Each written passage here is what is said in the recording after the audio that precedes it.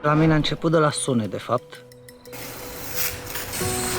Mergeam la pescuit cu tata, la 4-5 ani și îmi plăcea să stau, să mă uit de departe, să văd păsărele sau nu știu, îl vedeam pe vreunul că dă cu ciocanul în vreo scândură.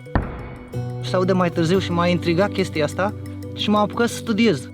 Și de fapt, de atunci am început, oriunde mergeam, intram într-o cameră nouă, începeam să fac. Îmi plăcea să studiez de fapt sunetul foarte mult. Îmi plăceau piesele și avea tata pistol de lipit și toată ziua scoteam piese de pe alte plăci. Când m-am făcut puțin mai mare, am început să mai învăț niște electronică. La 14-15 ani deja reparam radiouri în bloc la vecini. Până la 8-9 ani am început să ascult muzică. Avea tata o combină din aia după anii 90, dar vai de capul ei, ceva foarte ieftin. Și cu niște boxe de-astea românești făcute aici, fix aici, în clădirea asta. Luam din gunoaie, televizoare, radiouri, orice nimeream și luam difuzoare. În orice băgam difuzoare să văd cum sună. Am făcut boxe în tot ce se poate.